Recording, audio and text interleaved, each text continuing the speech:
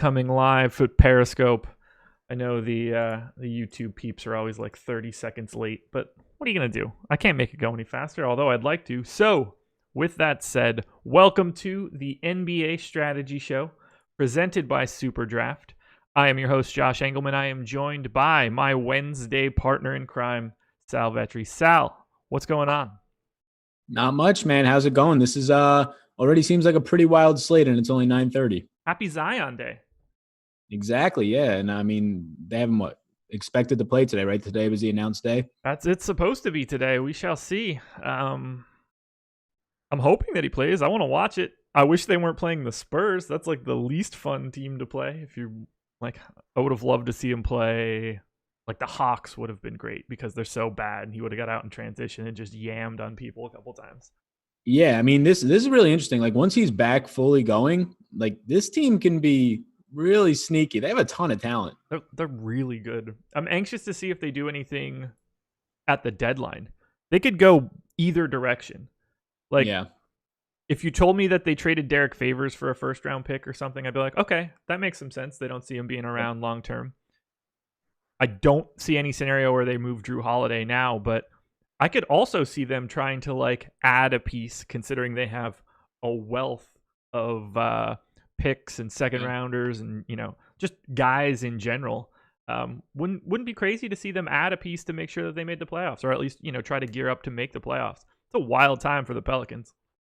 Yeah, I mean, you say Favors, and like honestly, even on the other side of that, just get something there that's stable. Their entire bigs position's been injured all year long. Legalized. Wait, where's Adam and Laffy? Show do you think this is, man? It's not 4:45 Eastern time today, man. You gotta stay off the drugs, dude. 9:30 a.m. This is the strategy show. At least I'm right? We're not sudden. It's not suddenly 5 o'clock and we didn't steal the deeper dive, did we? No, yeah. We're on right. We're on right. Okay, just checking. Whew. Close. Thought I lost 8 hours of today. Wouldn't have been good. All right, guys. Before we get started, please hit the like button, subscribe to the channel, hit the notification bell so you know when we go live. As I mentioned before, we are brought to you by SuperDraft. I am really excited to be playing SuperDraft, and I know that probably just sounds phony because they are the sponsor, but I really like the mechanism of the multiplier. You don't have to worry about salaries anymore. You can roster whoever you want, but essentially the multiplier is the fix for salary. So you can have LeBron James and Anthony Davis and Giannis and Luka and whoever. You can have all of those guys. But you're going to need them all to go for 75 fantasy points or more. You need to be able to balance out, the guy that you think can pop for 40 at a 1.5x multiplier. It honestly is the perfect mechanism because it gives everybody exactly what they want. It's essentially like the auction draft of DFS, in that if there's a guy that you want to have, you can just have him. You don't have to be like, oh, I get the 8th pick, so I'm not going to get him. Or, oh, he's 11-5, I can't roster him. You can get there every day. They have contests for all sports. So NFL, which is obviously winding down a bit. MLB, soon to come. 2 more months only. NBA, NHL, they've got golf. You can sign up using the promo code AWESEMO. So just go to superdraft.io, use the promo code AWESEMO. Link can be found in YouTube chat right now. Click that link, and you can get yourself $20 in super cash on your first deposit of $100 or more. They've got an app in the App Store, so you don't have to worry about that. The mobile app will get you where you need to be. SuperDraft, no limits, more winning. We are going to need a couple minutes here, buddy, because the 12 games is a lot of games. Yeah, it's a lot of games. I posted something on Twitter last night too. Like there's just, and this was before anything happened to Beverly in that game last night. There's like 30 plus pieces of news already with people with question marks already ruled out. And It's a 12-game slate, so there's going to be more. But even on like a 10-game slate, it's usually like 20 pieces of news. So it's a big slate, and there's a ton of news right now. So it's going to be wild. I'm really anxious to see how the rest of the day plays out. On my first run through, I was seeing just a lot of mid-tier value and not a lot all the way at the floor. But that could flip by 6 o'clock and bring in, 5 or 6 good sub 4K options that completely change the scope of this slate. So it's going to be a Yeah. long, interesting day of watching Twitter over and over and over again. Yeah, I agree with you. It's a lot of mid-range value right now, and like we'll go through these teams, but I'm projecting just a lot of people to play until shoot around because I don't know what else to do with it right now. Same. We are on the same page there. Well, you ready to get started? Yeah, let's do it. Detroit Pistons, Sacramento Kings. Kings 1-point favorites in Detroit. It's always weird when you get these sorts of matchups. Like, I never talk about the Kings. It feels like I never talk about the Kings this early in a show. Obviously because they're playing an East Coast game, but I like when we get combinations that we don't normally hear. So Pistons Kings should be fun-ish. That's an interesting word. No, it won't be fun, but it'll be a game.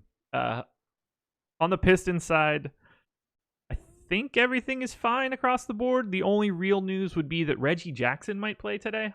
I don't get the sense that's going to matter all that much. It's not like he's going to come out and play 30 minutes. He's been out for 2 months. I gave him 16 minutes, basically 4-minute stretches. I wouldn't be shocked if he does play, if they just ran him out at the start of all 4 quarters just to manage his time. Can't imagine it affects guys like Derrick Rose all that much. It seems like they're going to be playing him around 30 minutes one way or the other. Only guy I think we really need to point out is probably Andre Drummond. 10-3 on FanDuel, 9,400 on DraftKings, $49 on Yahoo. He looks okay. He's my 4th-ranked center on FanDuel.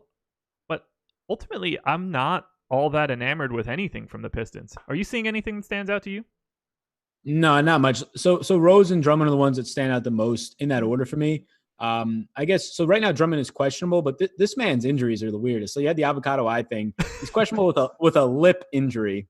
He got hit in the face in the last game, and he's on the injury report. They said they'll know closer to the lock, which I mean, it's a lip injury. I can't see how the guy doesn't play. But yeah, right now I have Rose slightly ahead of him, but both of them are okay. I'm not projecting Jackson in right now, but it is interesting that he is the flatman at 3K. Tim Frazier is not going to play with an illness. So if there was a chance that he didn't have a minutes limit, there could be something there, but that's something we'll have to wait on. Yeah, right now Drummond for me and what is a fine rebounding spot for him, and then Rose. I wonder if Drummond hurt his lip trying to shove a full avocado into his mouth. Wouldn't that be something? No, actually, I mean, he lost a tooth, and I guess it probably cut his lip. Okay. That is actually what happened.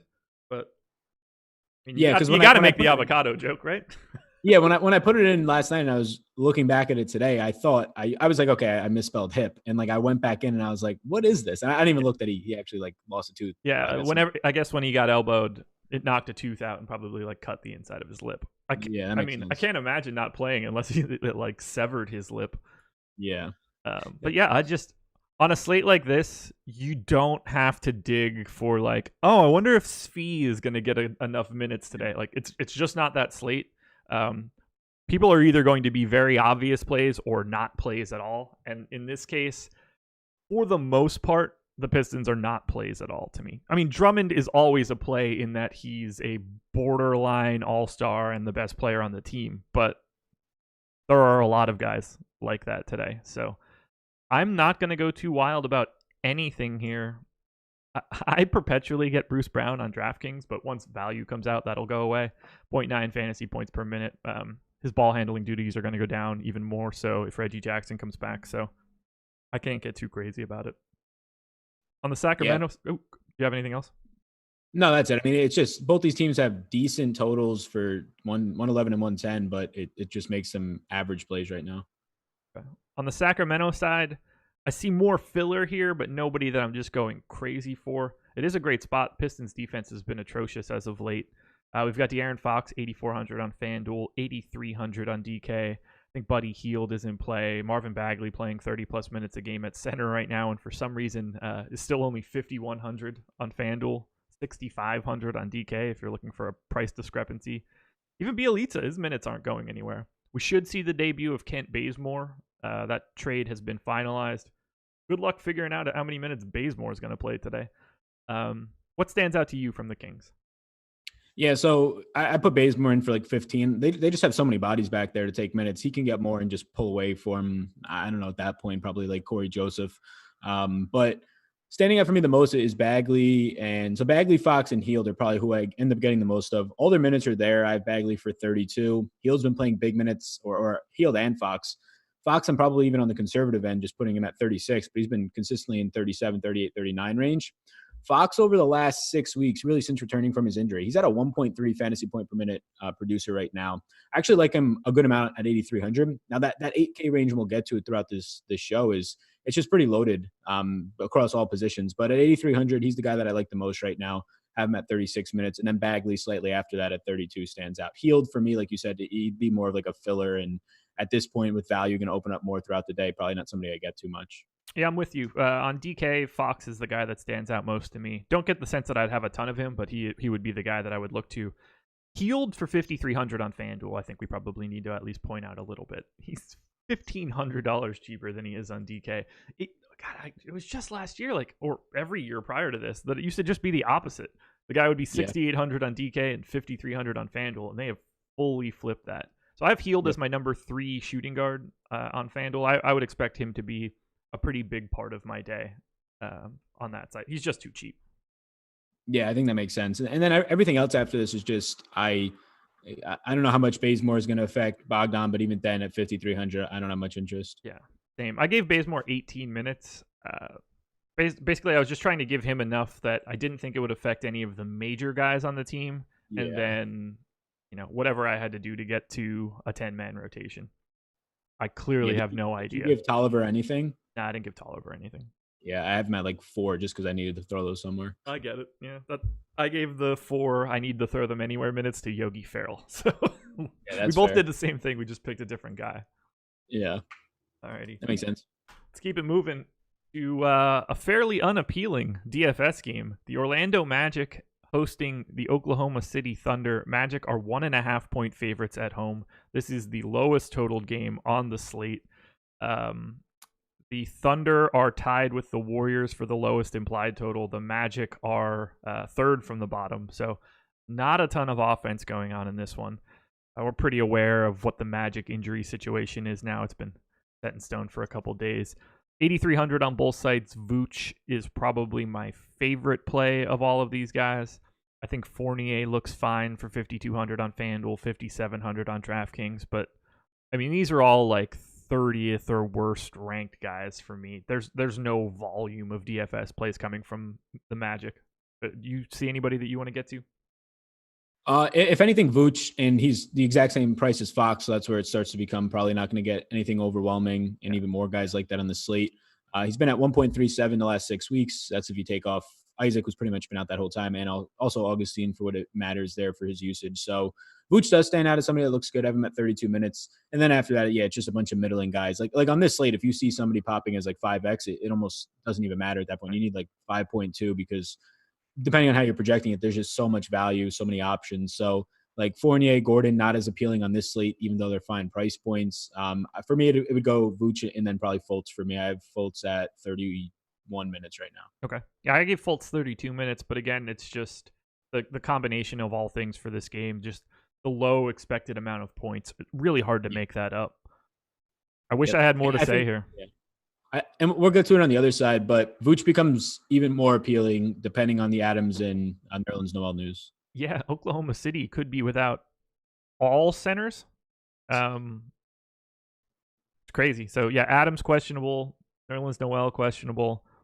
I have them both in for right now because, I don't know what else to do in that scenario. But, yeah, if Adams is out, certainly improves. Actually, you know what? Is Nerlens Noel probably a better defender against Vooch than Steven Adams, given the way that he spaces the floor? Yeah, I think it's definitely close, and it's not a huge upgrade for Vooch. It becomes a huge upgrade if it's Mike Muscala out there for 32 minutes. 100% agree there. We're on the same page. Do you like anything from Oklahoma City? I have SGA ranked 51st on DK. I don't have anyone else ranked. Chris Paul is my number 16 point guard on FanDuel. Gallo is my number 9, whatever position he is on FanDuel. This is a wildly unappealing game. Yeah. So with both of those centers, neither of them practiced yesterday. So I'd be I'd be kind of surprised if both of them do play. But yeah, I have it projected the same way just because they have a shoot around in like an hour. So we'll find out then probably at least how that's looking. But yeah, right now, SGA and Shooter look like the best options just because Shooter's 6K. I'll probably end up with more of him if I was to just run a crunch right now. But yeah, really just Schroeder, maybe some SGA, but he's at a point where he's just filler at best. Right. Like if we do it, we're just forcing it, right? Yeah. Now, Yeah. and I guess like it only really matters if Adams is out, because if Noel is out, then I'm not interested in Adams and it's not opening anybody else out. But if Adams is out, then Noel at 4K or 4,400 becomes immediately interesting. And if they're both out, great. It's going to be a real fun night of Mike Muscala in the slowest paced game of the day. What did you give Schroeder for minutes? 30. Okay. Yeah. So I have him at 32 right now, and he looks like the best. If I put him at 30, he'll be very much like SGA. So that's probably something that I'll have to look at. That's something that I should look at. You are way more right than I am. Because at 32, he's still not like a priority on the slate, but he becomes something that would probably be like a top 40 play for me, top 45. Sure. I'm going to give him 2 more minutes now. Shooter gets to 51st for me on DK. So yeah, him and SGA get ranked. They make my player pool, but they are at the bottom of it all. And, that's just a testament of this game. Yeah, that's where I'm at right now, too. Turns out we're going to be moving through this a little bit quicker than I expected because those first 2 games stink. But business is about to pick up on this one. Buckle up. Take a deep breath. Here we go. Atlanta Hawks, Los Angeles Clippers. 113.5 implied total for the Hawks. 118 for the Clippers. So 4.5 point favorites in Atlanta. On the Hawks side, we may see Alex Len back. He is questionable. I put him in for right now just to make it a little bit easier on myself. He's not playable. What you're looking for from Atlanta is probably not a lot. Trae Young is 10-2 on FanDuel, 9,500 on DraftKings. He's always in play in GPPs. It should be a relatively quick matchup, but defensively, a little scary for the Hawks, although a lot of the quality defenders could be out for the Clippers, which we will get to. What do you like from Atlanta here against the Clips? Yeah, so I like Young and I like Len, and probably a little bit of Hoarder after that. So yeah, Trae Young probably only gets better throughout the day depending on what the Clippers look like as a team health-wise. I have him right now, I believe, at 30. Let me see. I think I have him at 35 minutes. It might be 34. But either way, he grades out as a fine option. Yeah. If I'm looking like as the options to pay up for right now, he's probably one of the ones that I would prefer, just slightly cheaper than the other ones. 9,500 grades out a little bit better. Len, I gave 22 minutes if he is in. I think it looks completely fine there. He has the capability to go to 23 to 24. They were letting him do that to a decent extent. He looks like an okay value. And then Hoarder's just a guy who stands out. He like barely makes a player pool for me right now. I give him 32. If you got 34, it would be better. But yeah, I think this team becomes more appealing to me throughout the day, depending on the injury news. Right now, not getting any of John Collins. The price point's down on him, but just not getting any sort of like, I can't project him for the minutes that he gets when he has those spikes performances. I have him at 30 and it doesn't stand out. We are on the exact same page there. He ranks 59th. Trae Young is the guy that ranks highest for me, the guy that I'd be most likely to pay up for. I only gave Len 18 minutes. I just don't really know what they're going to do with those 3 guys. And given the scenario for the Clippers and who's in and out, I think it could be an easier, I don't want to say easier because obviously Harrell is a lot of work, but Harrell not like a traditional center. I think that fits Collins playing at the 5 a little bit more. So I was a little bit more likely, or I was more likely to give Collins more minutes at the 5, but not totally comfortable with that. Wouldn't take too many more minutes to bring Alex Len into play from a value perspective. If I just bumped him to 20, I think that he would be more than viable. So I like that in like a large field GPP. Makes sense. Now, Clippers side. Pat Bev, a little dinged up. Hammy, I believe. Not expected to see him today on the back-to-back. Kawhi Leonard certainly not playing on a back-to-back. That would be surprising, to say the least. And then Paul George could potentially be back. I left him out. He has not played in a while. Feels he is with the team, but on a the back-to-back obviously doesn't matter to him. But at Atlanta, if he's not fully healthy, I have a hard time believing like this is the spot that they run him back out there. They've got plenty of bodies to fill in against a lowly Hawks team. So for right now, I have Beverly out, Paul George out, and Kawhi Leonard out. And at that point, we are getting some of my favorite plays of the day. If you want to check out my newest video, the NBA DFS Contenders, that got posted right before we went live. I break down my top 10 plays of the day. 3 guys from the Clippers made that top 10. Any guesses as to who they were? 3 guys from the Clippers, Lou Will, Harrell. Interesting. So this is actually good because I have Paul George projected in for 30 minutes just to see what it does. So we'll kind of have, at least everybody can see how it looks both ways for us. So if I would imagine, is it JaMychal Green? It is Landry Shamet, 3,500 on FanDuel, 3,800 on DK. One of the few places on the day where we have someone that looks like they could play a ton of minutes, sub 4K. Yeah, that makes sense. Yeah, so I think this is good to see because right now, even with I have George in for 30 minutes, he would look fine, but not a priority if he was to play for me. Yeah. But even with George in, Lou Will is still one of like my top 10 plays in the slate at 7,300. He's averaging like 1.35 points per minute when he's just on the court by himself over the last 30 days without George or Kawhi. So that could easily happen and will happen if George is ruled out today. We imagine Kawhi is out.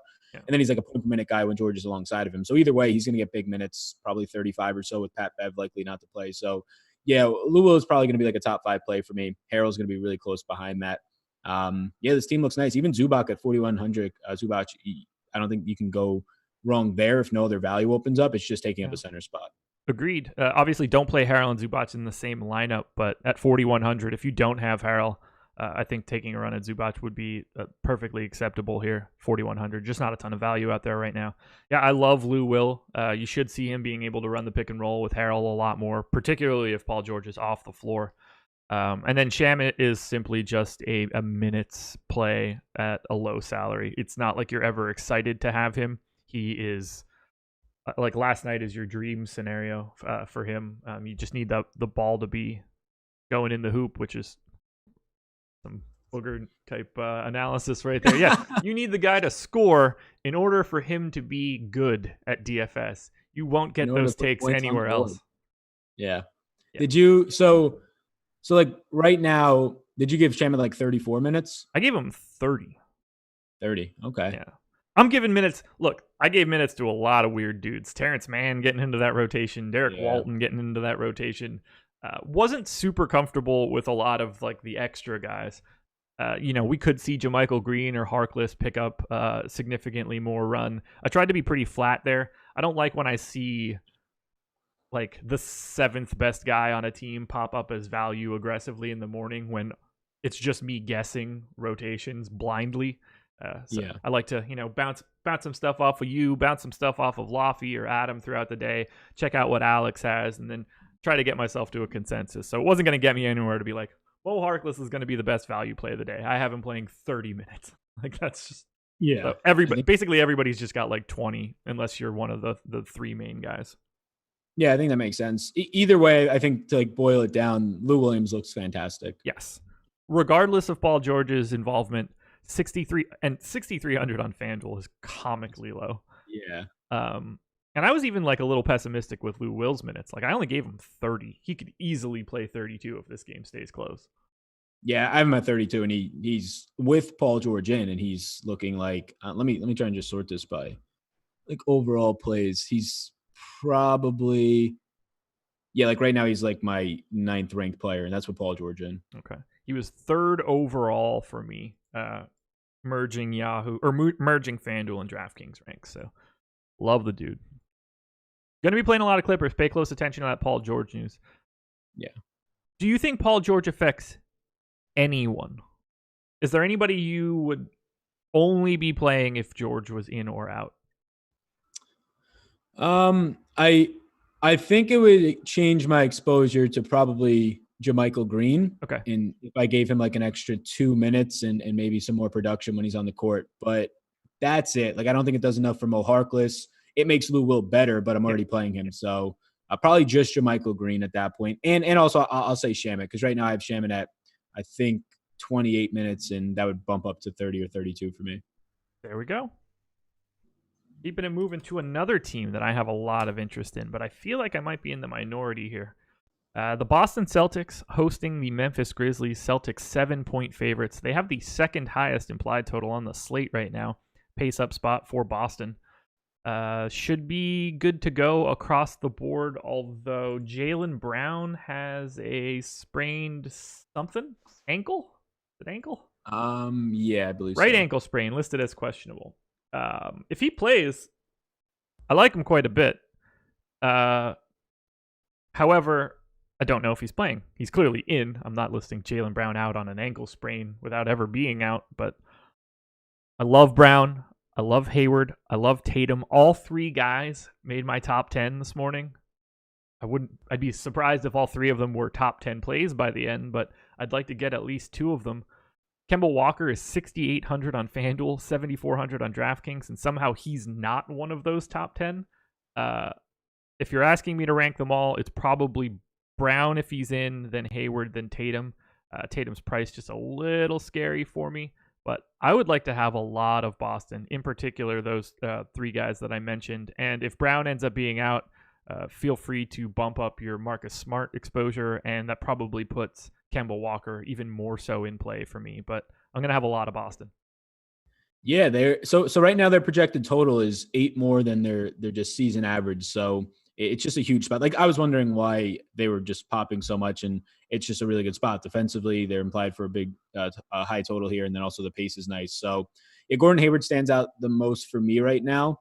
I don't know if I'm over projecting his minutes. Maybe I should put him at 32, but either way, he'll stand out for me. I think I have him at 34. I have him at 32 if that helps you at all. Yeah, I'll probably end up changing that because he's popping like he is a top 10 player right now for me in the slate. So I'll probably pull it down. But Hayward stands out either way. He's probably my favorite Celtic. Right after that is Tatum. And then Kemba and Jaylen Brown are close for me.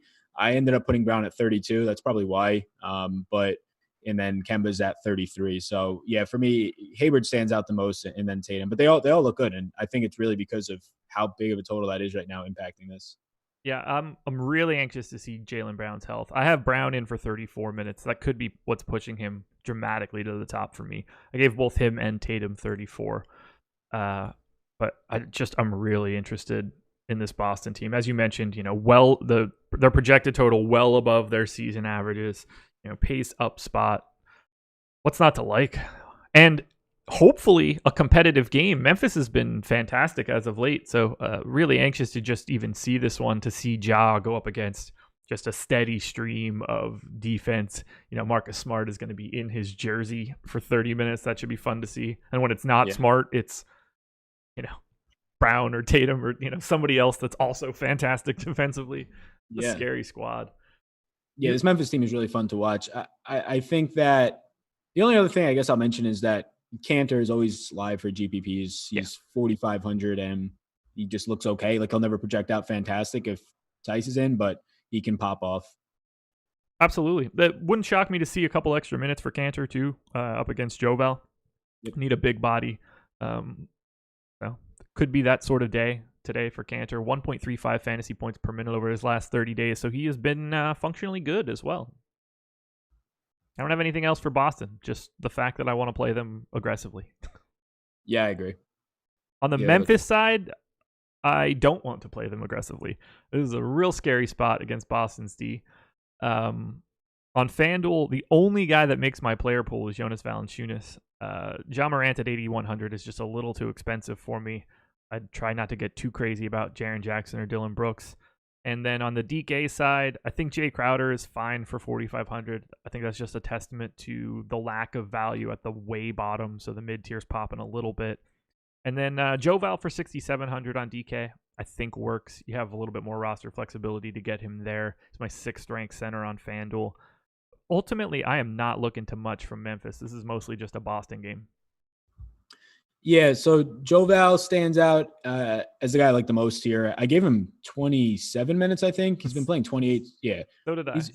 He's been playing a ton of minutes. Like, he could play. He's been playing 28, 29, 30 more frequent than not the last week and a half or two, but I don't have to give him that much for him to stand out too much here against probably Cantor for most of it. So yeah, I like Joe Val. Jaren Jackson Jr. is just kind of there for me. He's like on the edge of making a player pool at 6,500.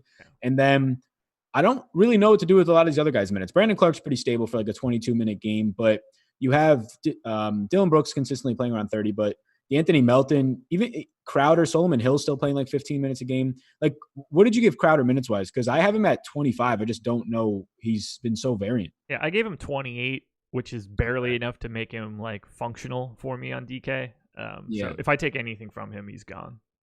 Okay. Yeah. Because so like right now I don't have him. So I just wanted to see where the difference was. That makes sense. So yeah, I mean, Memphis, Joe Val looks good. And there's a lot of really nice centers, especially since like Harrell's only center eligible only now. So it might be hard to actually get to him, but he grades out pretty well. I do not expect to have much from Memphis. This is Team Boston, which is a little scary, but this is mostly due to a function of pricing. I don't think the game is that good. 7 points is not a crazy line here. It's just that I don't see a lot of like bringing it back type of opportunities because I just don't like those salaries on Memphis. Yeah, I think like right now for me, I probably get a ton of one-offs of Hayward and then Tatum, and then depending on some Jaylen Brown news, maybe Kemba. There we go. Keeping it moving along. Miami Heat, Washington Wizards. Heat 118.75 implied total. Wizards 108.75. So 10-point favorites in Miami. That's what happens when you play the Washington Wizards. Pace up spot for Miami. Wizards defense, not very good. Jimmy Butler, 8,900 on FanDuel, 8,500 on DK. I'm not wild about it. I'd say that what I like the most is probably Bam on FanDuel at 8,600, but that's still a pretty big price tag.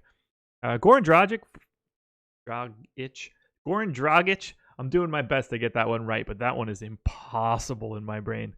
4,400 on FanDuel. He's the guy that like is obviously the easiest to get to. Minutes are weird pretty much every day. I've got him in for 25 right now, and at 4,400, that is my most interesting play from Miami. 5,900 is just not that appealing. Anybody standing out to you from the Heat? Yeah, I have him at 26 minutes on DraftKings, and it just doesn't look that great with the price point at 59. Yeah, it's Bam and Butler for me. They grade out like identical. They're at very similar price points. I would probably just prefer Bam for what his matchup will be. Either way, though, like Butler looks fine too. They're both in the top 20 for me in options today. Bam a little bit higher, so they stand out. Duncan Robinson looks okay at 4,600. He's also questionable today, so if he were to miss, that starts to open up more for Tyler Hero, who's at least still cheap. It's just tougher to get to guys like Nunn at 6,100 when he's still priced up as if Butler's out. So yeah, Bam then Butler for me. Duncan Robinson's like on the edge of making a DraftKings player pool. I kind of just hope that he's out though to open up some more value in the Myers Leonard / Tyler Heroes. You and me both. I do want to point out Bam Adebayo is $34 on Yahoo. I think that's a very nice price tag for him. That would be the thing I like most in this entire game. Yeah. When we go to the Washington side, a bit of a tough spot. Although Miami's defense hasn't been crazy good as of late, but we're starting to get bodies back in Washington, and it's starting to make the entire process a little murky. Bradley Beal is 7,200 on both sites. I think that looks fine on DraftKings. Probably only need about 50 from Beal. Wouldn't be crazy to see at all. Jordan McRae, 4,700 on DraftKings. Feels like a decent value, although, again, I'm seeing a lot in that high 4s, low 5s range. The moment that we start to get some guys sub 4K into play, value on someone like Jordan McRae, I think, goes away. After that, you're just trying to get lucky. Is it an Ish Smith day where he gets enough minutes? Is it a Troy Brown day? Is it an Isaiah Thomas day? Mahinmi, Thomas Bryant, Bertans? They've just got a lot of guys, and I don't really see a way to sort through them. Does anybody stand out for you? Yeah, Beal stands out the most, and then after that, that's it. Yeah, you're talking about McRae. He's just outside of a player pool right now, so I don't know if I'll get to him on DraftKings, but yeah, Beal stands out the most, and I have him at 34 minutes right now. He played 33 in the last one. It is a tough matchup, so that hurts him a little bit, but he's somebody I would expect to get a lot of right now. He's been at, over the last 6 weeks, he was obviously out for a lot of that, but still over 400-minute sample size, around a 1.3 fantasy point per minute guy. We know that from him. He's probably very close to being unleashed for these 36, 38-minute games. It could happen today. So in tournaments, I don't know if we have ownership of where it will be, but if he's not overly owned, he's the type of guy that I'm fine getting a lot of. And even if he only has a 33, 34-minute game, I think it's fine, but you can get that 38-minute game. And like you said, the 50-plus point performance could be there. I hate this Washington team so much. I hated Yeah, it I mean, when like no one was healthy and I had to play all these goons, and now I hate it again because I just don't want to talk about it. But like two of these guys are going to look great. I don't know who the hell it's going to be. Yeah, and it's just crazy because it's like every single player on this team is a shooting guard and small forward. Yeah. Or just some sort of guard. But they have to play at power forward for 25 minutes a game because they're out of bodies. That's all I've got here. Is there any update? Have you seen on, I haven't really kept up with like Mo Wagner or Rui? I think Rui's still working his way back from breaking his naughty bits. And that's actually really scary because it's been like, what, month and a half? Yeah, nobody talks about it at all. It's terrifying. I haven't even looked when he's back. He'll be back. As for Mo Wagner, I have not looked, honestly. Yeah, the last update on Rui was a couple of days ago. Under close supervision of the trainers, he was able to do light work. Jokey. All right, one last game before we take a quick break. New York Knicks, Los Angeles Lakers. The Lakers are 11-point favorites in New York. God, the Knicks are bad. Let's start in New York where people play. I don't know. Marcus Morris is questionable. If he is out, we might see some value open up. If he plays, I think Morris in the mid fives looks pretty solid. He kind of lives for, guarding LeBron James and being out there. So at the very least, you would expect him to be out there and looking to get his. Julius Randle, I think, is viable as lineup filler, but there's not a guy on this entire Knicks team against the Lakers defense that stands out as something that I want to make sure that I have in a lineup. Yeah, they all. So the four Knicks that stand out for me are Morris, Payton, Bullock, and Randall, and they're all like on the edge of just making a player pool. They're all like around 50th, but Marcus Morris stands out a little bit more. He's in like the 45 range. So he's questionable, like you said. I think I ended up giving him right now. I'm pulling this up. I have him at 32. Yeah, I ended up giving him 32 minutes as well. So yeah, like if he was to play 30 for some reason being injured, then he wouldn't look great. But at 32, he's my favorite option. And then ranking it would be Morris, Randall, Payton, and then Bullock. Bullock just playing a ton of minutes with RJ Barrett still out. And he's like that same thing like you were saying, just 4K guys that, especially a wing, I would feel terrible about playing. So I'm hoping not to get a lot, and I'm okay actually just like manually manipulating that down if I did. Yeah, like I have Taj Gibson as a viable value play at 18 minutes today just because he's 3,100. Like that's a testament to how little is out at the bottom. That would evaporate immediately. If like Andre Drummond got ruled out and Christian Wood was viable, like Gibson just goes away. Yeah, and there's like probably 20 moving pieces that we're waiting on today. So there's going to be something that's like shoot arounds are now or like in an hour. There's going to be a lot that's about to come out. I already know this is going to be a wild slate. Yep. On the Lakers side, it's pretty much just a tale of two guys, although I think Rondo for 4,100 on DK is not crazy. Hard to project the Lakers for big time minutes. So LeBron at 11-2 on FanDuel and 10-8 on DK is okay. 55 on Yahoo, it's okay. AD 10-9 and 9,900. I think that they just beat the brakes off of the Knicks, and it's going to be hard to really put up the 30, 10, and 10 and a couple stocks line that you need to pay off those price tags. How do you feel about the Lakers up against the Knicks? Yeah, it just seems like a pretty gross spot, and I think the price points are fine. You don't know how many minutes AD is going to go out there and actually play. I gave him 30. Either way, he wouldn't look that great if I gave him 32 even. I gave him 32, and I agree. He doesn't look all that great. Yeah, like LeBron right now is my best play from the Lakers, slightly ahead of Rondo if I give Rondo 20 minutes in. I have LeBron for like just over 55 fantasy points at 10-8, which it doesn't stand out at all, especially on a 12-game slate. If this was like a 4 or 5-game slate, then you're just going for the pure points upside. But I would imagine we have around maybe 10 players to a dozen going to be scoring 50-plus points on this slate. So it just doesn't stand out as something that I need. He'd be the only thing that I do get to. I didn't run any crunches, so I'll probably get very little, if any, of him. Yeah, I wanted it to be a more interesting game, but they're going to be able to rely on your Avery Bradleys and Carusimos and Danny Greens and KCPs and whatever, and none of that is appealing before the game starts. Unless AD or LeBron or AD are looking to put on a show in New York, for them to be viable, we're going to need the Knicks to show up here, and based on that line of 11, doesn't feel terribly likely. Yeah, do you have like a target score for LeBron? On DK, he would need 67, which I have him hitting 15% of the time. Yeah, okay, that makes sense. That's 30, 10, and 10 is. I was gonna say just still light, and that's just easy for him.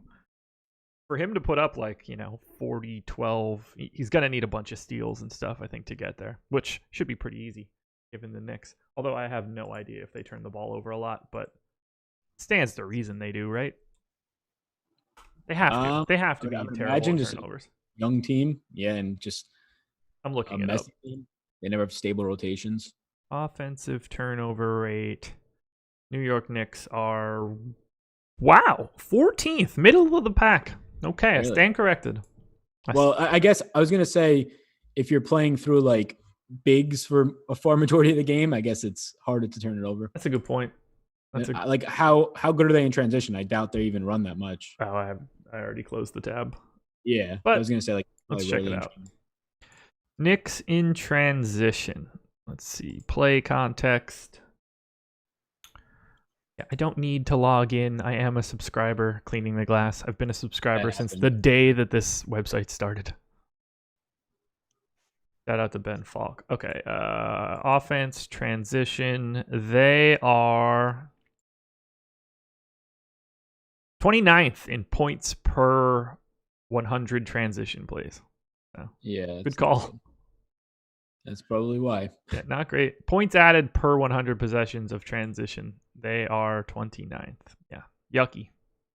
Not great. All right. Perfect opportunity for you guys since we just hit the halfway point. Hit that like button. Subscribe to the channel. Hit the notification bell. We've got 600 people in here and only 73 likes. What are you guys waiting for? Bring that ratio up. We need the old thumbs up. There it is, that hitchhiker thumb. There it is. Exactly. Get that bend. Going back as far as I can. I got one too, I think. Yeah. Free content for today. Awesemo's live blog, breaking down news as it happens. Just constantly updated in the hour prior to lock, so you can check that out. PGA ownership. We will have PGA Live Before Lock tonight at 8:30. Ben Rasa and Jason Roslin. And NHL ownership as well. Speaking of NHL, Jake will have his NHL strategy show out at 4 p.m. Eastern Time. Alex will have his game plan stream behind the paywall at 4 p.m. as well. Deeper dive starting at 4:45 today. They're going to need every single second of it to break down these 12 games. That will be Adam and Laffy. And then at 6 p.m. Eastern, myself, Fast Eddie Fear, 12 games.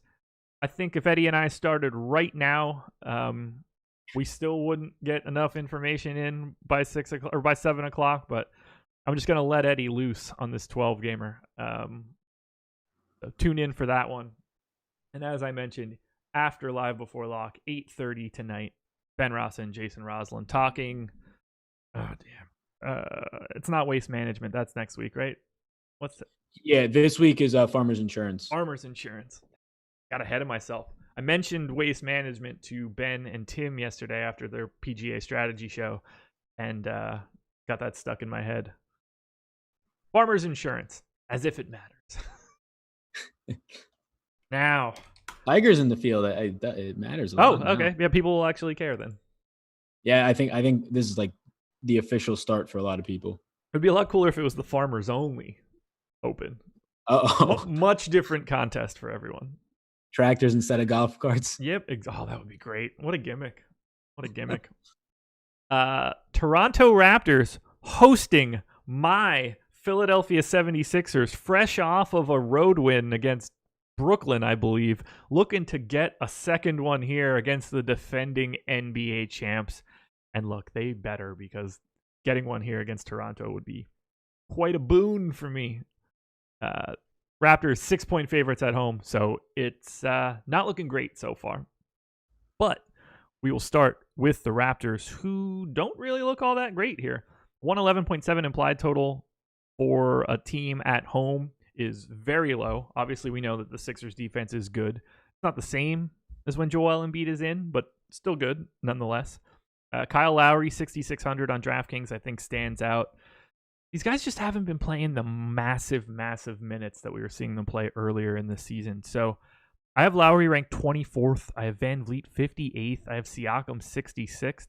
Wouldn't shock me if this was the spot where these guys all get back up into like 34, 36, 38 minute range. But I think that Nick Nurse might be pumping the brakes a little bit. So my exposure to the Raptors is going to be relatively limited. Not a single player from Toronto makes a player pool on FanDuel, which I think is staggering, but their prices are just so high. What do you want to do with Toronto? Who stands out most to you?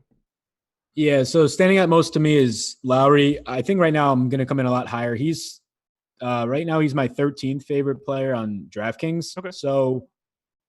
So the last couple of days, you haven't been seeing the minutes out of Lowry, but I think that's more of a product of 3 out of these last 4 days, he's found foul trouble.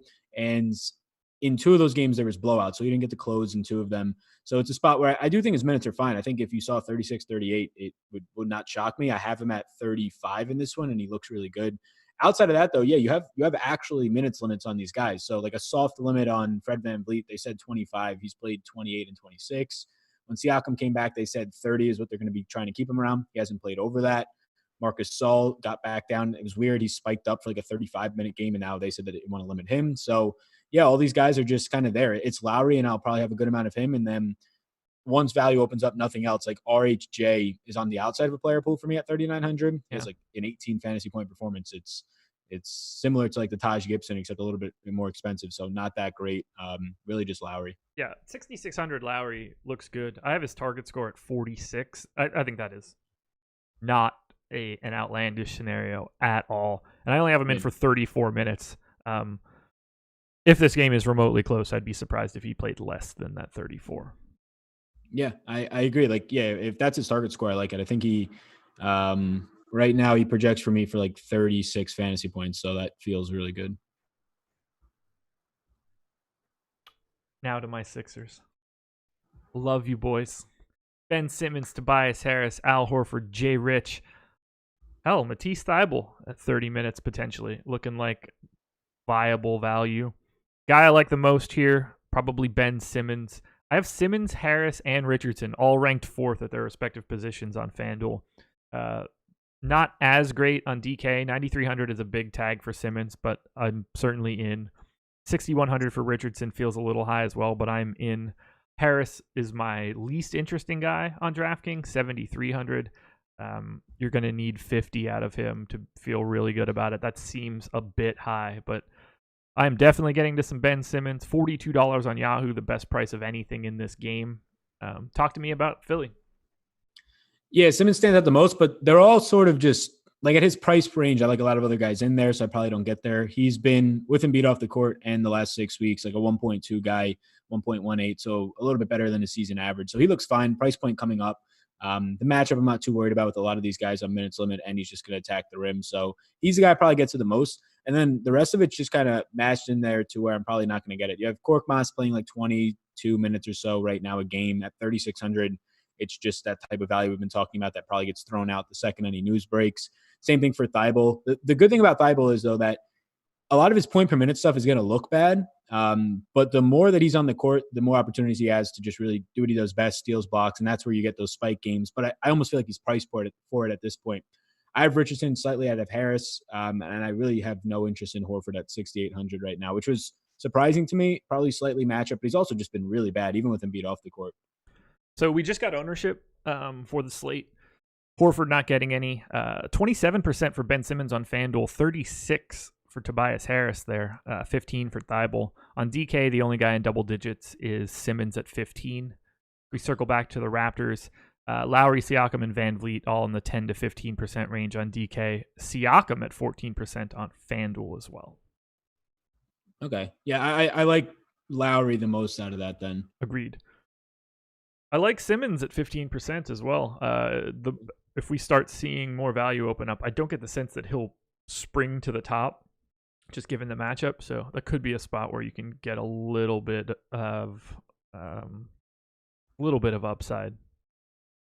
I'm curious. I'm pulling up the ownership now, but if you have it up, what is Beal coming in at? Because that's one for tournaments that's really appealing to me. Bradley Beal on DraftKings is at 14%. All right, that feels good. I'm just going to go through every game we've talked about just to point out any really crazy ownership. For example, Marvin Bagley on FanDuel currently projected for 51% ownership. Feels a touch high to me. Bruce Brown at 17 on DK is probably not going to hold. Marvin Bagley 22 on DraftKings. I don't have any of that. Orlando and OKC. Only guys in double digits are Fultz at 10% on FanDuel, Gallo at 13%. So as we expected, nothing interesting there. Atlanta, double digits is only Trae Young and John Collins. No surprises there. Montrezl Harrell and Lou Williams. Heavy chalk across both sites. We already know that was coming. Shamet got to 17% on DK. Zubac got to 18%. So pretty much everything that we hit on there looking the same.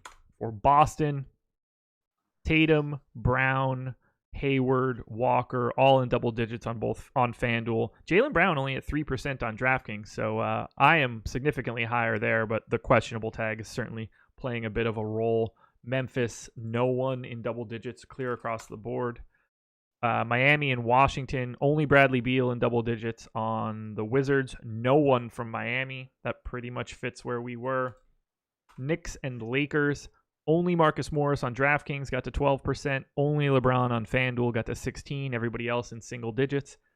Looks like we projected the ownership pretty well in our analysis. Yeah. I think it all, I mean, yeah, you talked about the Bagley stood out.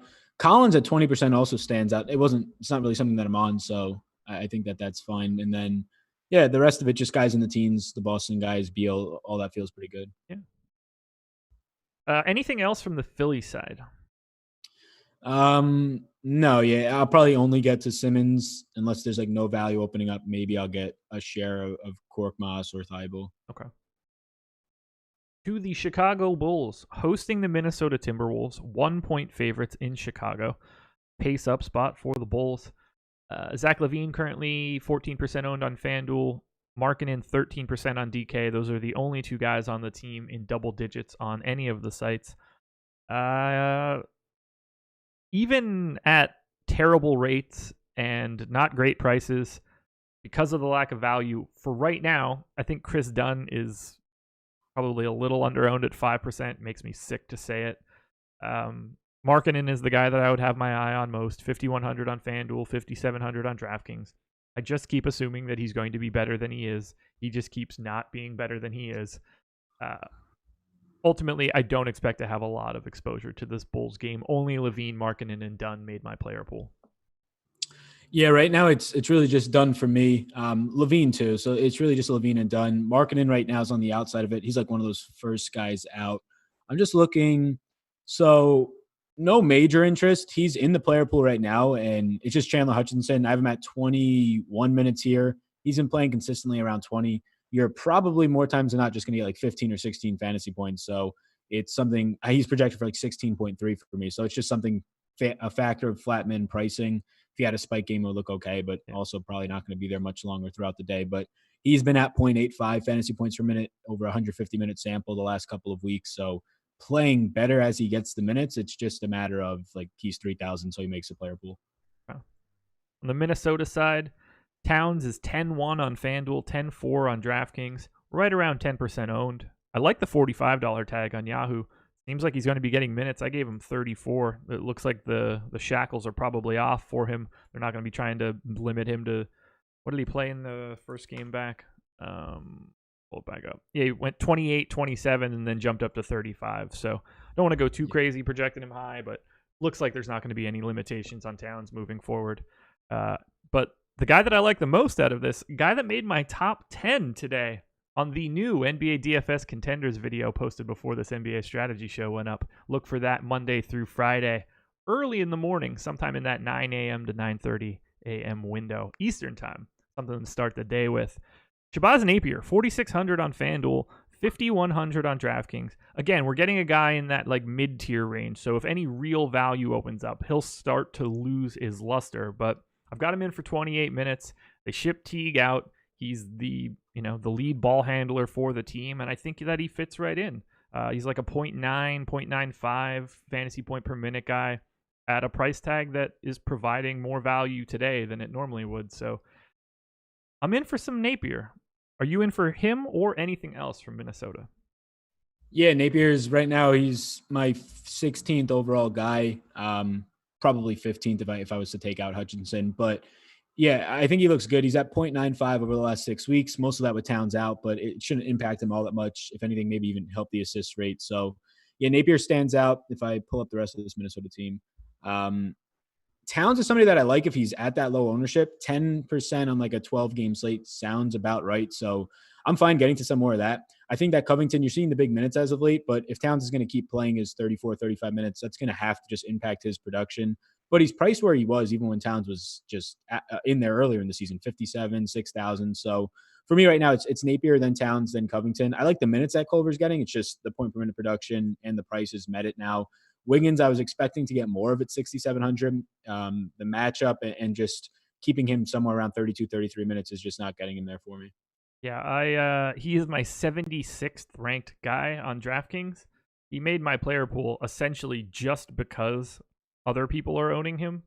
If I put them in actual order, I have 81 guys in my player pool, and he is, 76th? And Towns is 78th. This is for DraftKings. So basically the Minnesota guys are making it because they are owned, and that's 8 and 9% respectively. Otherwise, not there.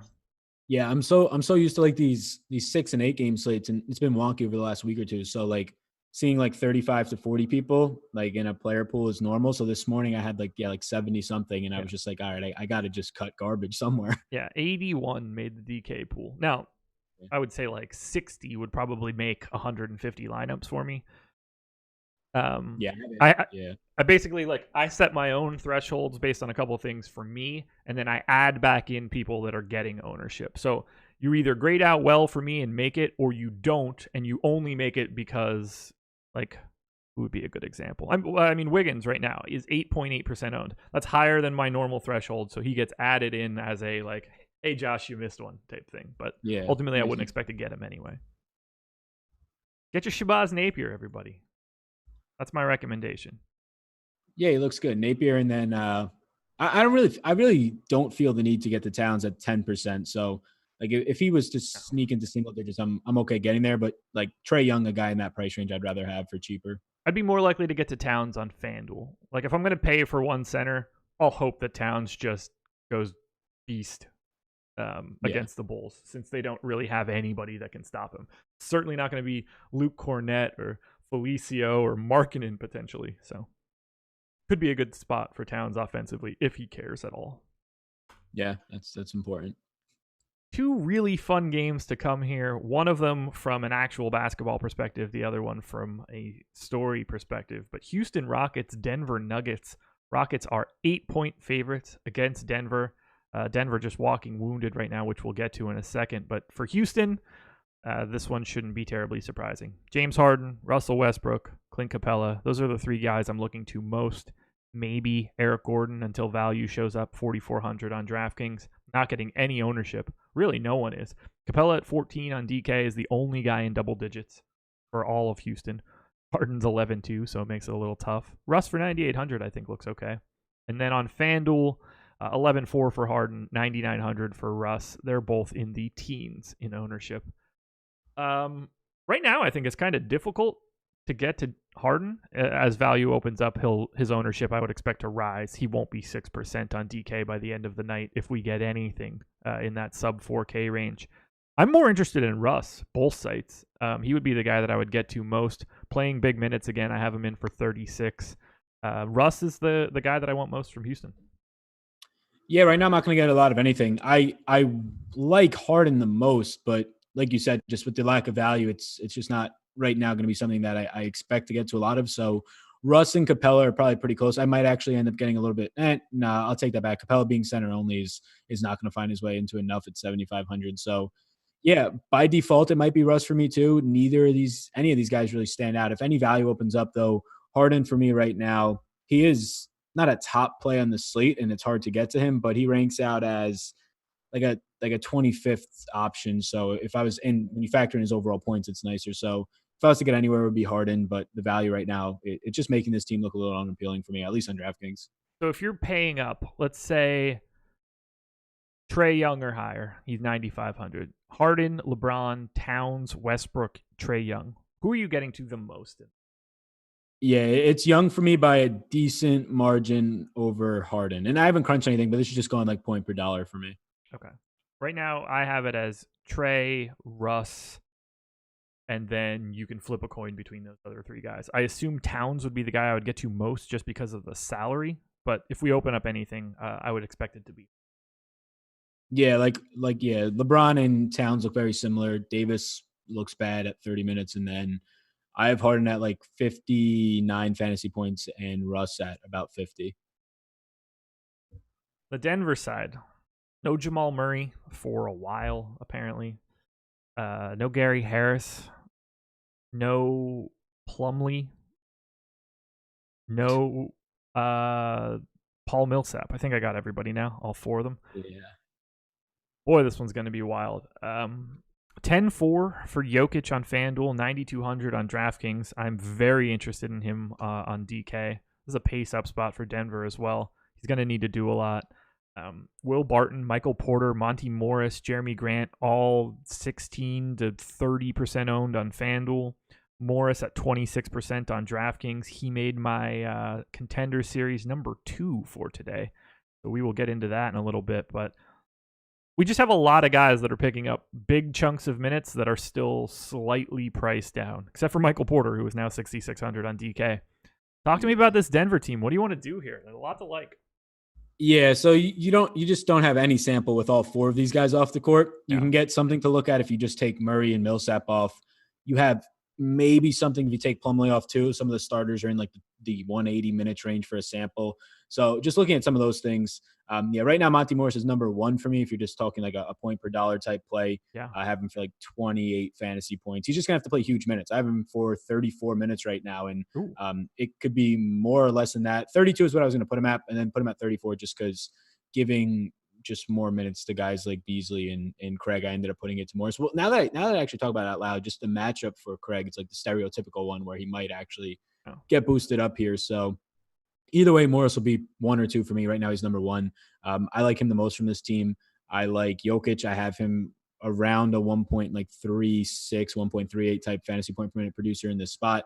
I think he can see a bump in minutes to like the 34 minute range. Nothing crazy, but just stability there with no Plumlee going to be in this one. Jeremy Grant seems stabilized around 32 minutes in this spot. All these guys look great for me. I would rank it Morris, Jokic, Grant, Barton. But even at the $6,600 tag for Porter, he barely makes like a 5x value for me. But he has been really productive when both Murray and Millsap are off the court. He's been like a 1.1 type of guy. It's just that he's not 5,600, he's 6,600. So really hard to get there. Yeah, Morris definitely my guy. I only have him in for 30 minutes, and he was just flying off the page as a value, so I didn't want to go too crazy, but I will certainly be north of 29% on FanDuel, 26% on DK as things go. 9,400 on Fantasy Draft looks great. $12 on Yahoo looks great. 43 for Jokic on Yahoo. I'm a big favorite. I'm a big fan there. You really only need like 50 fantasy points from him. It's about where I have him projected. Or you need like 57 from him, which is I've got him around 50, so I think that looks pretty tasty. After that, I'd probably go Morris, Jokic, Barton, Porter. I don't have a ton of interest in Jeremy Grant at 5,600 on DraftKings, but at 4,200 on FanDuel, I find it significantly more appealing. Wouldn't be shocked to see like Malik Beasley get enough minutes to be viable. How they hash out the Beasley, Torrey Craig, PJ Dozier minutes, I think, is going to be very important. And I don't think that we'll be able to know that before. Yeah, I pretty much have Beasley and Craig right next to each other, splitting their minutes at like 22 apiece, and then Dozier at like 16 or 18. Yeah, none of it looks great out of those guys. And also, yeah, Barton is somebody who's sneaky. Like he's 7,400, so it's expensive, but he's somebody who does have a ceiling on him. Yeah. With just Murray off the court, he's above a 1.1 minute guy, and you can see him run out there for 37 minutes if this thing stays close to the wire. Absolutely. One other guy I want to point out, Michael Porter is $15 on Yahoo. That's just too cheap. Yeah, that's really good there. He's been productive when he gets these minutes, and I have him at like a 30 type of minute game here. So I gave him 28. I have him projected for 29 fantasy points. His target score on Yahoo today would be 38 at that salary, so I don't think that is outlandish at all. Now we get to talk about it for the first time ever. The New Orleans Pelicans and the highest implied total on the slate hosting the San Antonio Spurs. They are 3.5-point favorites at home against the Spurs. And this is expected to be the debut of Zion Williamson. And they've got a lot of weird stuff going on. I want to make sure that I get it all right because everything that we're going to talk about is probably meaningless for the Pels. So Drew Holiday and JJ Redick are both probable to play. Josh Hart is questionable with some left ankle soreness. We don't officially know that Zion is in, but that's the expectation. But he is technically questionable. Derek Favors and Jahlil Okafor are both questionable to play in this spot. Kenrich Williams still out, I believe. This could go a bunch of different directions. If Derek Favors ends up out, it really gets weird. We probably start to see some value as well. Nobody's getting any crazy ownership. Ingram at 15 on FanDuel, unowned on DK. Drew 17 on FanDuel, essentially unowned on DK. I like Lonzo, 6,900 on FanDuel, 6,800 on DraftKings. He was probably my favorite overall Pelican. I think Redick could potentially be okay at 4,100. There's pretty much no chance I roster Zion today. I put him in for 20 minutes. I'm assuming they give him, 4 or 5 minutes a run at the start of each quarter. That's the easiest way to manage his minutes. They're not going to just let him go crazy, I would imagine. I found it incredibly difficult to project him today. What his stat lines are going to look like in the NBA, your guess is as good as mine. Yeah. I'm projecting him to be a 1.25 fantasy point per minute guy. He's just going to be filling up the stat sheet in so many different ways that feels pretty normal to me. I don't think that's crazy. What do you want to do with New Orleans now that Zion Williamson is in the fold? Yeah, so I also have Zion at 20 minutes. I didn't project him that high. I put him as like a 1.18 or 1.15 guy, but either way, it won't really matter for me getting to him or not. I have him for like 24 and a half fantasy points or something around those lines. So I don't really want any of him. It'll be interesting to see how he kind of changes the value of some other guys in this team. But yeah, I actually like Lonzo if he's not going to get any ownership. He is pretty much my number one option for this team. Redick is like a value if he even plays, would come close point per dollar wise. But yeah, Lonzo's still getting minutes. Even though Drew's back, you had a big Drew game in his return. Maybe you get a couple more minutes out of Drew going forward, but I'm still going to put Lonzo in there for 32 to 34 minutes for tonight, depending. He's only 6,800. Really good team total, really good pace spot, and he's still over a 1 fantasy point per minute guy, even with Drew in there. We don't know what Zion's going to do. So Lonzo would be the guy I get to the most at this point. At 8,900 for Ingram, it's not something for the first time in really a while that I'm not going to get to as much with Holiday back. We'll see what happens with Favors.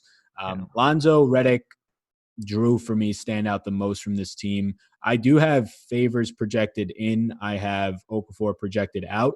And it's really just to see if we get any news. I just didn't want to mess around with Melly and Hayes.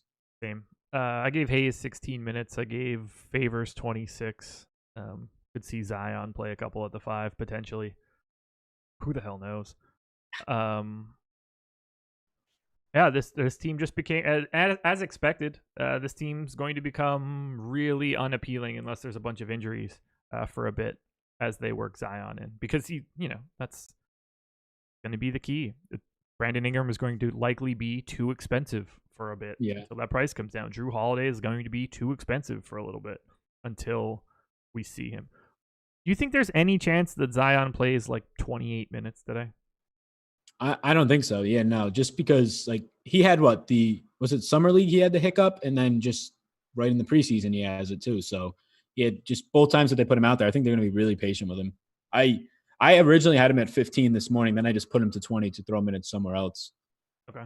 Yeah, like I would say that 24 feels like my ceiling. 6 a quarter, just clean across the board, and control it by starting him. Yeah, he's out there at the start of every quarter.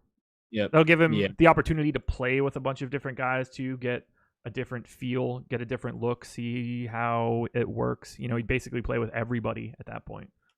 It's not like a huge storyline for real life stuff, but like the Brandon Ingram pull right now and one of the contenders for most improved players. I wonder how much for the next, as long as he's healthy, Zion, the next month to 2 months, this is just going to ruin anything media-wise for how well Ingram's been playing. It's a shame. 1.23 fantasy points per minute over his last 30 days. Ingram's been cooking. Dude's going to get paid, though. No, that's for sure. I mean, at least for the guys that I've watched, he just looks fantastic for how much he's changed. Yeah. Amazing. Getting away from the Lakers' dysfunction. Looked a little bit better. Spurs side, major pace-up spot for San Antonio. No ownership coming into these guys on FanDuel at all. Everybody below 10%. I like LaMarcus Aldridge. I like DeJounte Murray a little bit there, but I really like those two guys on DK. Aldridge is my number 13 guy overall. DeJounte Murray actually 5th for me right now. Again, this is mid-tier value. We just don't have any yet at the bottom. 5,200 though. He's highly variant in his outcomes, and in this pace-up spot, he's going to be running a lot. I think this game fits him perfectly. So I really like Murray, only projected for 11% ownership. We've got Aldridge at 20%. I think that's where he should be, 6,800 right now. It's just a really nice spot. And if Derek Favors happens to be out, Aldridge is going to have very little trouble beasting on Jackson Hayes or Jahlil Okafor or even Zion for that matter. Don't have much interest in DeMar DeRozan. Rudy Gay got to 11% ownership on DraftKings. Not interested in that at all. Yeah. I've Gay in for like 20 minutes. No interest there if he does play. I think he's probable. But yeah, Aldridge is number 10 for me right now. I have DeJounte Murray as 16th. And then all the way down there is DeRozan. He is not picking up any ownership, so that's what's making it more appealing to me as I look at this. I have him for right around 40 fantasy points, a little bit more than that. He's been fantastic over the last month and a half.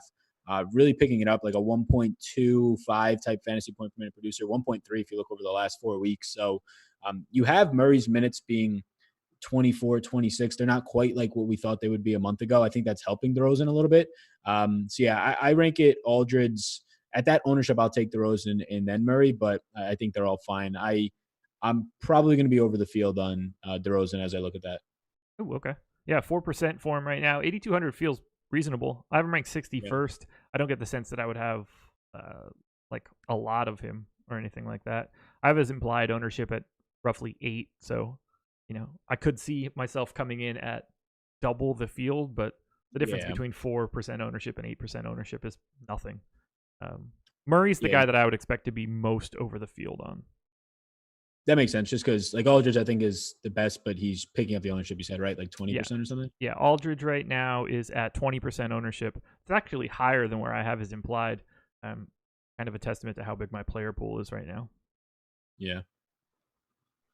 2 games? I don't think I was just going to say for anybody else just trying to look for value there, all the minutes are just so spread out, and you have I don't know what's going to happen now with Bellinelli's minutes.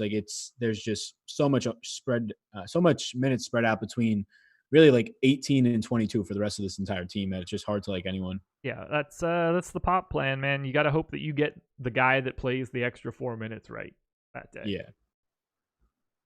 You have to predict who's playing well, basically, because that's what's going to determine it. Never play chalk rotation guys from the Spurs. Unless it was like that 4-game slate or whatever that was like Patty Mills and he went for 32. Right.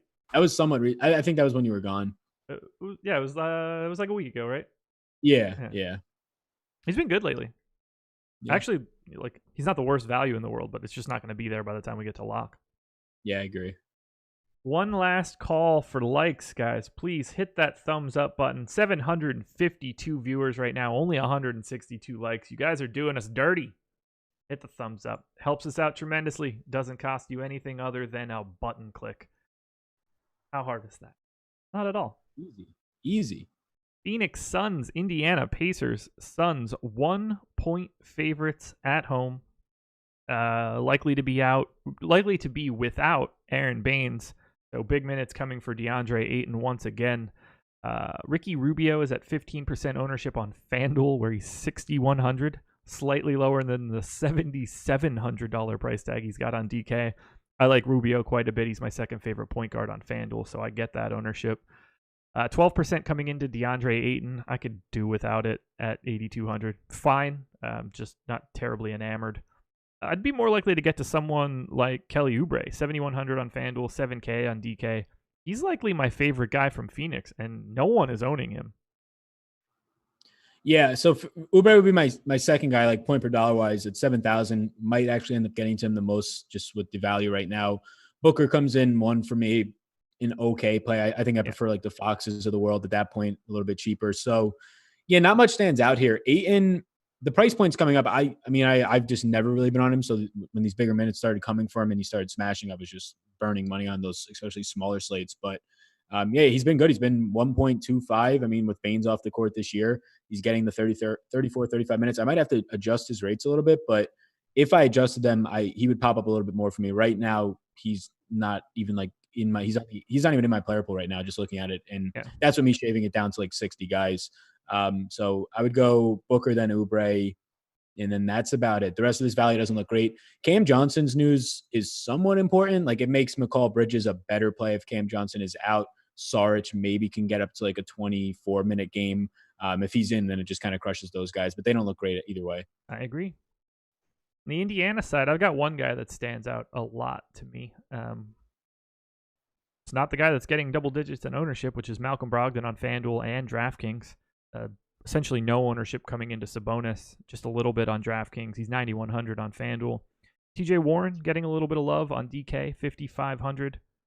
Getting a little bit of love from me at 5,500 on DraftKings, not the public at 2%. But all three of those guys aren't the guy that I was going to mention. Miles Turner, 5K on DraftKings. Got him in for 28 minutes. It's a fantasy point per minute guy. And he should get a date with DeAndre Ayton for most of this game. DeAndre Ayton is dreadful defensively. I think this spot looks pretty good for Turner, and he is at 6% ownership on DK. I am a big fan. Regardless of where value comes out, I know that I'm going to be north of the field on Miles Turner. Made my contenders today. Just a guy that I have some interest in. What do you want to do with the Pacers today? Yeah, I think Turner actually looks good, especially when you talk about the ownership on him. He is probably not as much of a priority for me, but he does look good. I have him in at 26 minutes, so that's probably why it looks a little bit worse there, but seems fine. I really like Sabonis. What did you said he's not picking up much ownership? 8% on DraftKings, 0 on FanDuel. Yeah, so I really want to see where I end up coming in on Sabonis. And guys like Sabonis and Beal, because they stand out to me just ownership-wise for where I'm at on them. Sabonis right now is my 9th favorite player on DraftKings. I have him projected for right around 42 fantasy points at 7,900. I ended up giving him 34 minutes today. That could be 32, but I think he gets back to just normal rates after the injury and a couple of blowouts. He stands out a lot for me at that ownership. Brogdon looks okay with the ownership coming in on it. I'd probably come in right around that. Warren is just okay mid-range value. Nothing stands out. So, yeah, I would rank it factoring in just ownership if I had to guess where I am. Sabonis, Turner, and then Brogdon. That works for me. Yeah, Turner's my guy on DK, but I'm totally fine with those rankings after that. I love Miles Turner. For a second, I thought I had him like projected really crazy, but I've got him at 28 fantasy points in 28 minutes. He's been a 1 fantasy point per minute guy over the last 30 days, so I'm in line there.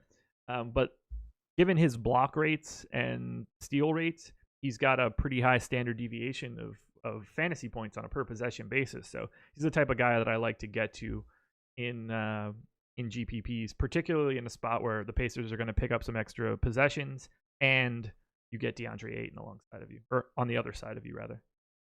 Yeah, I think that makes sense. I guess so. Just looking at it, how much do you like So trying to look at, and I've been doing it like the last 6 weeks, looking at a lot of stuff just to try and fix rates. Mm-hmm. How do you try and handle like the 3-game stretch without Sabonis, or this is just like me trying to figure out process wise stuff, Sure. like the one game where he goes for 50 plus, impacting it a little bit? Cause I think that's definitely where like I'm off 2 minutes too. So he would probably be close, but I think that's why like a lot of my rates and point per minute stuff doesn't look as good. And I don't know a fine way to like kind of build that in. Like when you look back a month and there's just a clear outlier or two because somebody was out. Yeah. So for my rates, this is not going to be helpful at all to you, just FYI. Yeah. I've got a database of the past 5 years of box score stats. Every single game that they have played ever in that 5-year span carries some sort of weight. So something in 2015 carries essentially no weight, but it's still in the calculation. Every day you go back is just slightly less important. So I basically just have like a running average of whatever his rates are. So those one individual blips aren't really moving the needle all that much for me. Gotcha. So yeah, so then like within the same season, your last 30 days, are you factoring that as its own different? I just have it. I just have the last 30 days of fantasy point per production stuff on the screen just to see how they've been playing relative to where I have them in my model. So like, who would be a good example? That makes sense. Like Devin Booker's at 1.23 FanDuel points per minute over the last 30 days. I have him in my model at 1.14. So that just gives me the eyeball of, oh, he's probably been playing pretty well lately.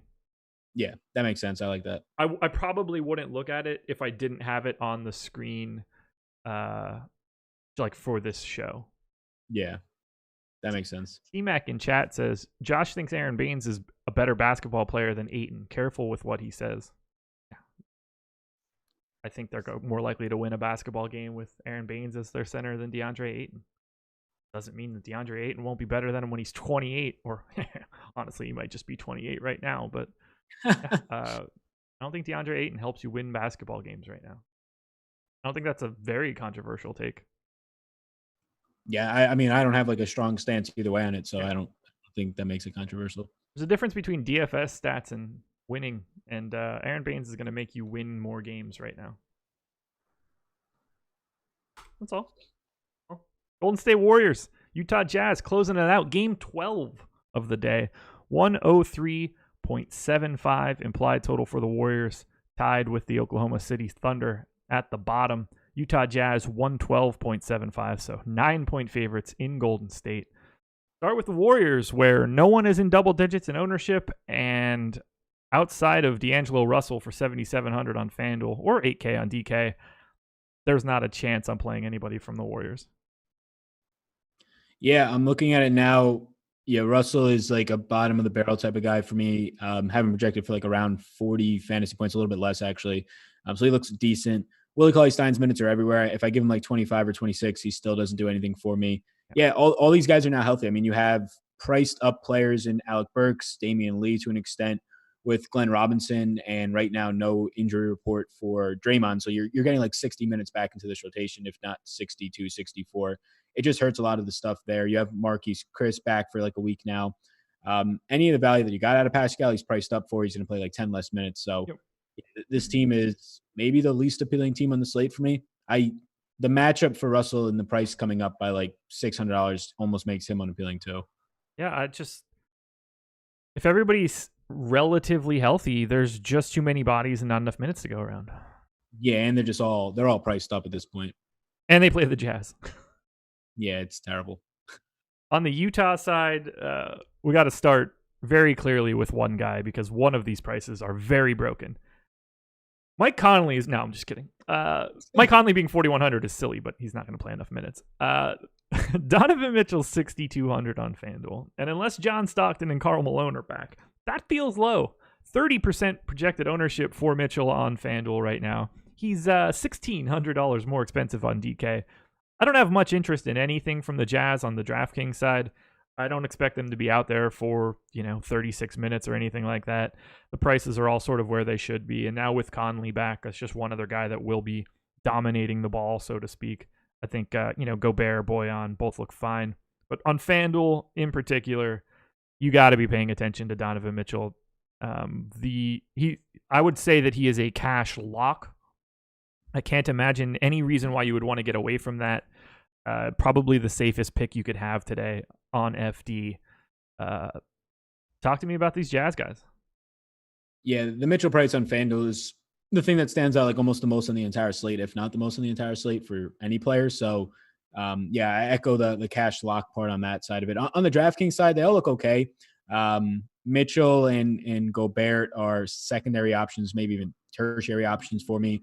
I think Bojan, he's been up and down right now, but at 6K, you're getting a nice price point on him in that mid-range. I think there's better options, but he's at least in my player pool. And then Clarkson's interesting for me. It depends. If Conley's minutes keep coming up, it definitely just negatively maybe even takes him out of the rotation in Moutier. It probably starts to impact Clarkson's run. But for right now at 4,500, another one of those values that for me right now is like the best point per dollar play at 4,500 on Utah, pretty close to the Goberts and the Mitchells. So it's all secondary options.